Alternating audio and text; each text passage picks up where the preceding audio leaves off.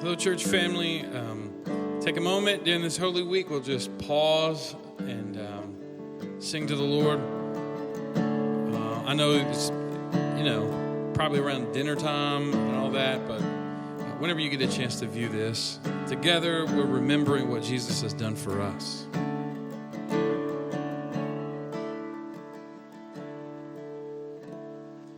So bless the Lord, oh my soul, oh my soul, worship His holy name.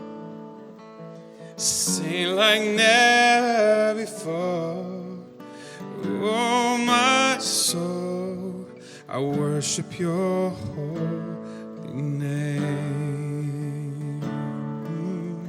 Sing with me. The sun comes up. The sun comes up, it's a new day dawning.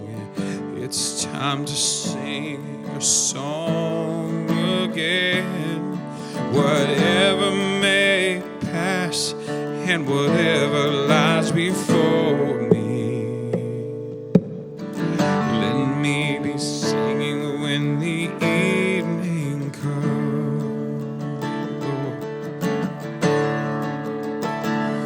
Bless the Lord, oh my soul, oh my soul, worship His holy name. Sing like never before, oh my soul, I worship Your holy name.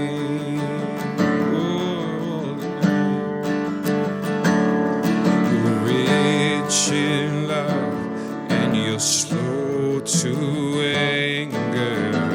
Your name is great, and Your heart is kind.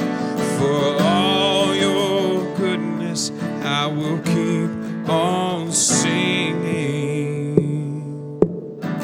10,000 reasons for my heart to find. Sing it. Bless the Lord, oh my soul, oh my soul, I worship His holy name. Sing like never before, oh my soul, I worship Your holy name.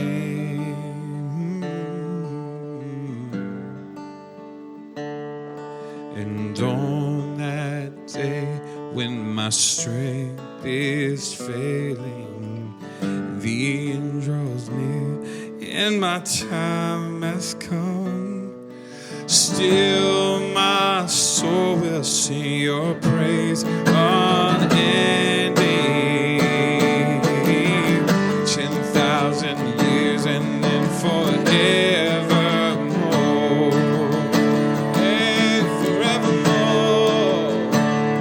Bless the Lord, oh my soul, oh my soul, I worship His holy name. Sing like never before, oh my soul, I worship Your holy name. Lord, I worship Your holy name. Like never before, say it.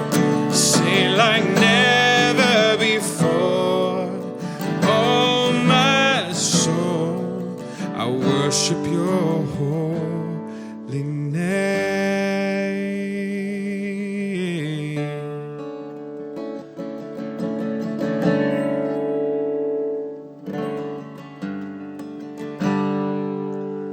Years I spent in vanity and pride, caring not my Lord was crucified. No, not it was for me He died on Calvary.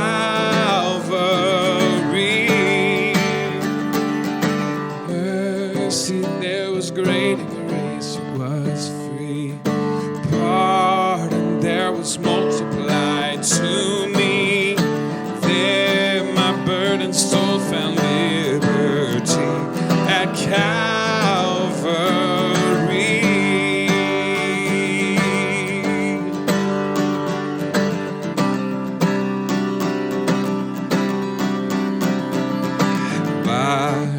word at last my sin I learned, and then I tremble at the law I'd spurned, till my guilty soul imploring turned to Calvary. We sang mercy, there was great and grace was free. Pardon there was multiplied to me. There my burden soul found liberty at Calvary.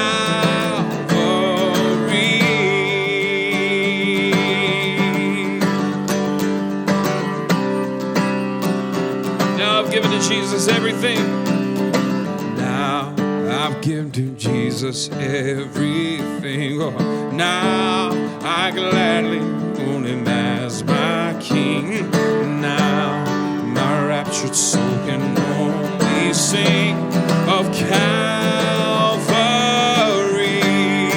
We sing mercy, there was great and grace was free. Pardon there was multiplied to me. There my burden soul found liberty at Calvary.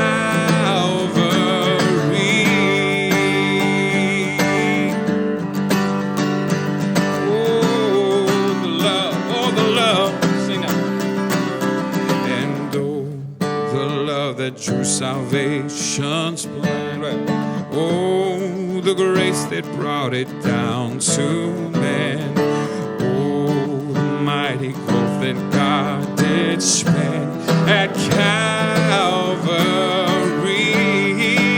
We sing mercy, there was great and grace was free.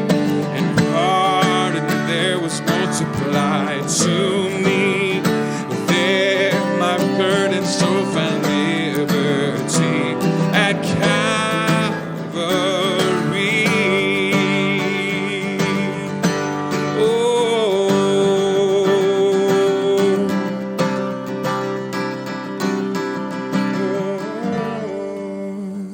Hey everybody, thanks for joining us for this Maundy Thursday reflection. You'll note that obviously we're not gathering and we're not celebrating communion together as a church family. We're not sharing a meal together. We're not reflecting, but we did want to have a moment where we gathered with whomever we could and just think about that first Maundy Thursday. The phrase Maundy Thursday comes from the Latin translation of John 13:34. The first word is mandatum, and here's what John 13:34 says. A new commandment I give to you, that you love one another. Just as I have loved you, you also are to love one another. By this, all people will know that you are my disciples, if you have love for one another. And so Jesus there is talking about, obviously, he's talking about love and this command to love. And so I just wanted to set out a couple of reflections. Let's talk about kind of the expression of that love, because the expression of love these days, I think, is one of the most difficult things, because we can't be in the same room with people. We can't touch, we can't hug, we can't love them in ways that we normally would. I just want us to think for a second about contextually what it looks like. The love that Jesus talks about here in John 13, he has already demonstrated in one way. He's going to demonstrate it in a different way. And it's this way. He loves us through service, and that's how we are to love one another. Earlier in John chapter 13, he has washed people's feet, washed the feet of the disciples, even Judas. Think about that. Even Judas, he served him, and that was the way, one way that he expressed love. So you and I then are also to express love through our service. Now, again, it's pretty frustrating these days. We can't necessarily do that. Part of our service is actually not being around people, but it is something to keep in front of us as we think about those that we can come into contact with and do come into contact with. What does it look like to bring service? Secondly, a few chapters later in the book of John, we will see Jesus lay down his life as a sacrifice. So service and sacrifice. That is what his love looks like. And it's the love that we are to show to one another. That's what he says. If by this people will know that you are my disciples, if you have love, the kind of love that serves and the kind of love that sacrifices. If you have love for one another. But really the thing that's been churning in my mind is even though the expressions of love are not the same today as they normally are, what would it look like? What would it be like for us to still love? What is the quality of that love? And that's where I want to turn to actually Paul in 1 Corinthians 13 and listen to what he says. Love is patient and kind. Love does not envy or boast. It is not arrogant and it is not rude. It does not insist on its own way. It is not irritable or resentful. It does not rejoice at wrongdoing, but rejoices with the truth. Love bears all things. Love believes all things. Love hopes all things. Love endures all things. That's the quality of the love that you and I are called to. It's the kind of character traits, if you will, of the love. If the expression is service and sacrifice, the quality of it or the character of it, the attributes of this love are listed here in 1 Corinthians 13. So I just want to walk back through them for just a moment here. Love is patient. Think about what service and sacrifice looks like as you are patient and kind. It is easy, I think, in the places where we find ourselves to get snippy or to be less than kind. But love is kind, it says. Love does not envy or boast. It is not arrogant or rude. It does not insist on its own way. And again, I just try to think about the environments in which I find myself. I very well could easily insist on my own way, but the expressions of love as service and sacrifice, it goes the opposite. It is not irritable or resentful, which in the close quarters in which we find ourselves right now, that's very difficult to do. But what if our service and our sacrifice were to turn that irritation and sense of resentment that we may have to prayer, to forgiveness, to other things? It does not rejoice at wrongdoing, but rejoices with the truth. It bears all things. It believes all things. Love hopes all things. Love endures all things. That's the character, the attributes of the love that we are called to have for one another. And so I want to encourage you as you think about Maundy, Thursday, as we lead into Easter Sunday, to think about those particular character traits of the love that we are called to have for one another. And then just ponder this with me. These are the exact character traits that Jesus, of the love that Jesus has for us. As he served, as he sacrificed, he was patient. He was kind. He did not rejoice in wrongdoing, but rejoice in the truth. He bore all things. He believed all things. He endured all things for you and for me. That's the love that he has given to us. That's the love that we get to show to one another. Happy Maundy, Thursday. I know it's not the same, but I hope this is a meaningful moment for you to think about what it means to follow Jesus during these days. There is a fountain filled with blood drawn from Emmanuel's veins, and sinners plunge beneath that flood, lose all their guilty stains, lose all their guilty stains, lose all their guilty stains, and sinners plunge beneath that flood, lose all their guilty stains.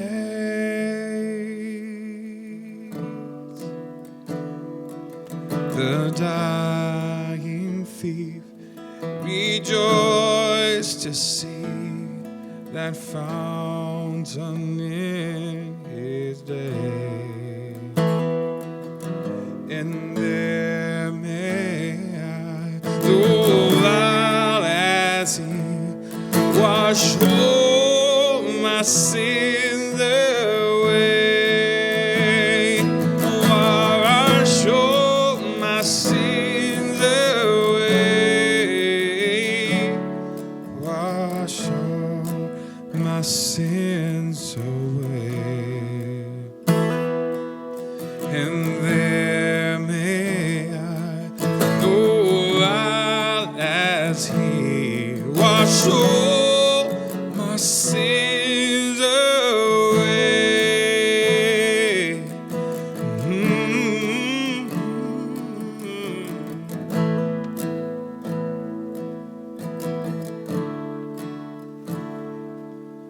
Yes, since by faith now I saw the stream thy flowing wounds apply, redeeming love has been my theme and shall be till I die, and shall be till I die, and shall be till I die. Redeeming love has been my theme and shall be till I die.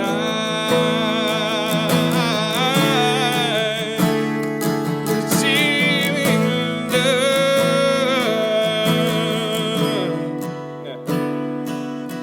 When this poor lisping, stammering tongue lies silent in the grave, then in a nobler, sweeter song I'll sing thy power to save. Oh, I'll sing thy power to save. I'll sing thy power to save. Then in a nobler, sweeter song I'll sing thy power to save. Oh, save. Sing thy power to save. Rescue, rescue, rescue.